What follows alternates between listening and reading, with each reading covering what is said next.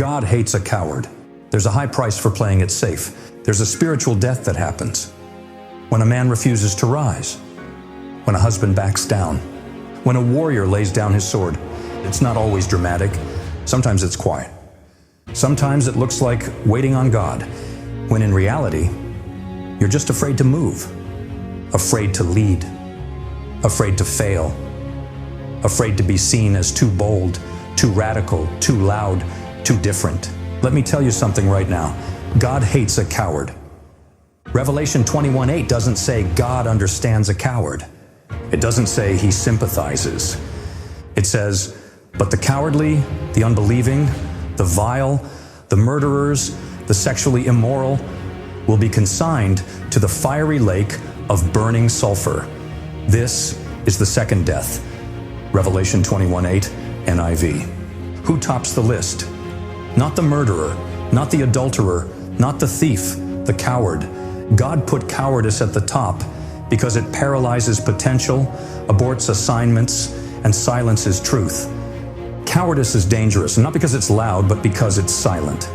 It hides, it delays, it denies what God already said, and it kills the mission before it ever begins. Maybe right now, you're facing the fight of your life. You're exhausted, tired of carrying the weight, the pressure in your mind, the silent storms in your marriage, the financial weight crushing your chest, the questions that won't stop whispering, am I enough? What if I fail? What if they laugh? What if I try and I fall again? Listen to me. You can't afford to wait for perfect confidence. You've been too passive for too long. The devil isn't playing games. He's stealing peace from your home, robbing joy from your mind, wearing out your strength. And every time you say, maybe later, he wins another round. You don't need perfect conditions, you need courage. 2 Timothy 1:7 declares, for God has not given us a spirit of fear, but of power and of love and of a sound mind.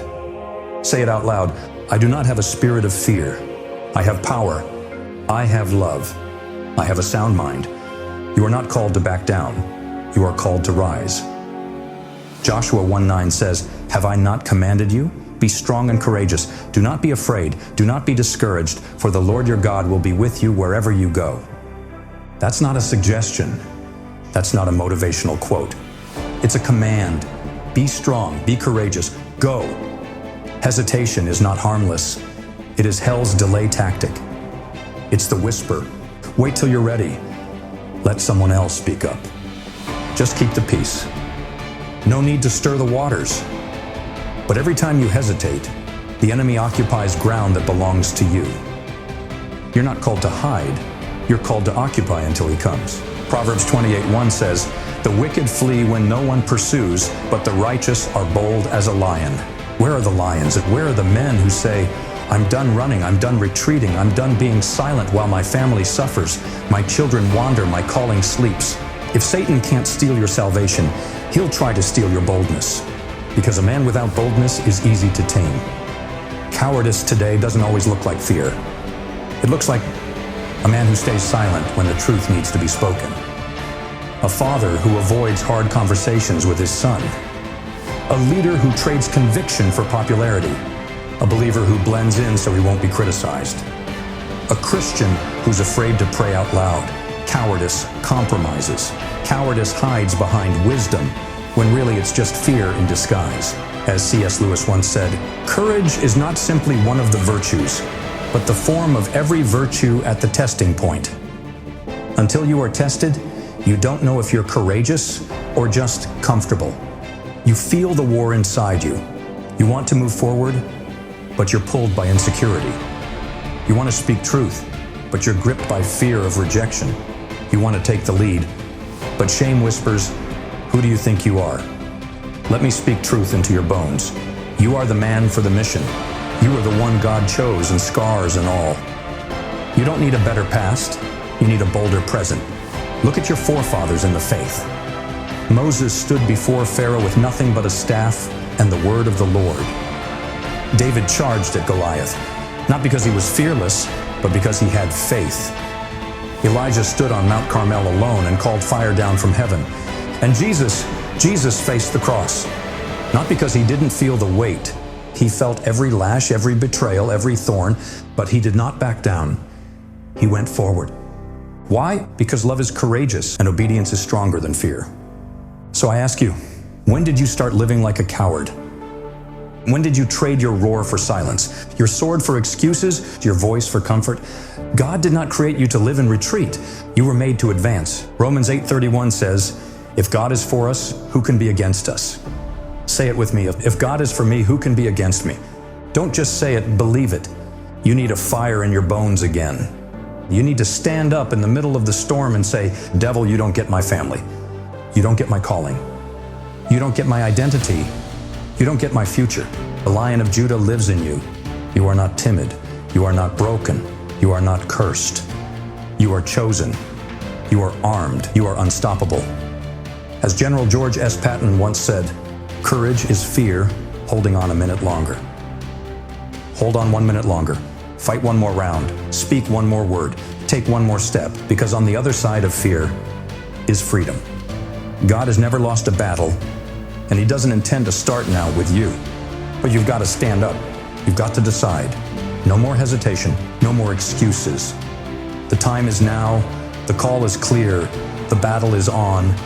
Right here. Right now. God is drawing a line in the sand. Will you rise or will you retreat? Will you engage the battle or keep rehearsing excuses? Will you fight for your family, your faith, your purpose, or die with your potential still buried inside? There's no neutral ground. This is a war, and the battlefield is your mind, your mouth, your manhood, your mission. You don't get to play passive and then expect victory. You don't get to say, God, use me, while hiding in the shadows. Say this out loud. I will not die a coward. I was born for boldness. I was made for this fight. Isaiah 41:10 says, so do not fear, for I am with you. Do not be dismayed, for I am your God. I will strengthen you and help you. I will uphold you with my righteous right hand. God doesn't just comfort the courageous, he creates them. You are not a victim. You are a weapon. You've been through fire? Good. Then you know what it takes. You've been betrayed? Then you know what loyalty costs. You've been crushed? Then you've got oil in your spirit now. God didn't let you go through hell so you could come out scared. He let you walk through the valley so you'd come out carrying authority. You've been shaped in the dark. Now it's time to step into the light. Satan doesn't need to defeat you. He just needs to keep you afraid. He doesn't need you to worship him, just to stay quiet long enough for your fire to die. Fear is his tactic. Hesitation is his weapon. And cowardice is his currency. But faith sets it all on fire. Romans 1:17 says, the righteous shall live by faith. Not by fear, not by comfort, not by consensus, by faith. Say it. I live by faith. Stop waiting for someone to call you. God already did. Stop waiting for a perfect opportunity. You've got breath in your lungs, and that is your opportunity. Stop waiting for all the fear to go away. You don't need the fear to disappear. You just need to obey anyway. As John Wayne once said, and I'll sanctify it, courage is being scared to death, but saddling up anyway. We don't wait for the fear to leave. We fight through it. Men, hear me. This generation does not need more polished influencers. It needs warriors, fathers who fight for their homes, sons who speak truth even when it's unpopular, leaders who stand when everyone else bows, men who don't flinch when the world mocks Jesus Christ. We're the men who will look the devil in the face and say, you messed with the wrong house. You attacked the wrong family. You tried to silence the wrong man. Do you know why you've been attacked so much? Because hell sees what you carry. Because Satan knows your bloodline has authority. Because the enemy saw the moment you were about to step up, and he sent resistance. That's not a sign to quit. That's your confirmation to go harder. You don't need to feel ready. You need to be willing. You don't need to know how it ends. You need to trust who's leading. If God is for you, it doesn't matter who lines up against you. Romans 8:37 says, in all these things we are more than conquerors through him who loved us. You are not a maybe. You are not a someday.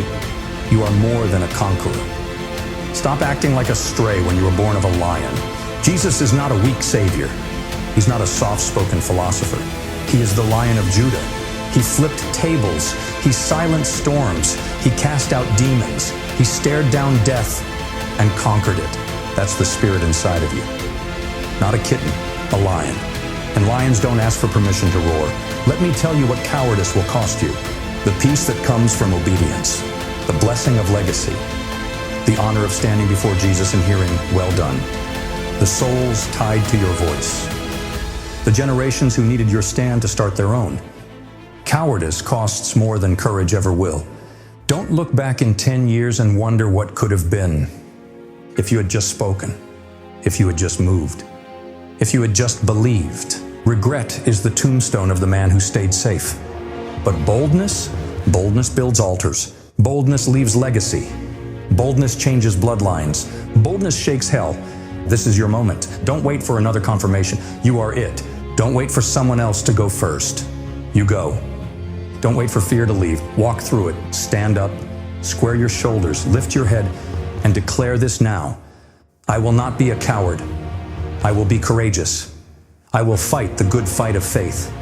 I was made for this moment. The Lion of Judah lives in me. I will rise. Say it again. I will rise. I will roar. I will not die with my sword still sheathed. God didn't save you to survive. He saved you to lead, to fight, to conquer, to build, to roar. Ephesians 6:13. Therefore take up the whole armor of God, that you may be able to withstand in the evil day, and having done all, to stand. 1 Corinthians 16:13. Be on your guard. Stand firm in the faith. Be courageous. Be strong. Psalm 144:1. Blessed be the Lord, my rock, who trains my hands for war and my fingers for battle. You were born for this. The world is dark, but you are light. The battle is raging, but you are armed. Hell is loud, but your roar is louder. God hates a coward, but he anoints the courageous. So fight, build, speak, stand, and never back down.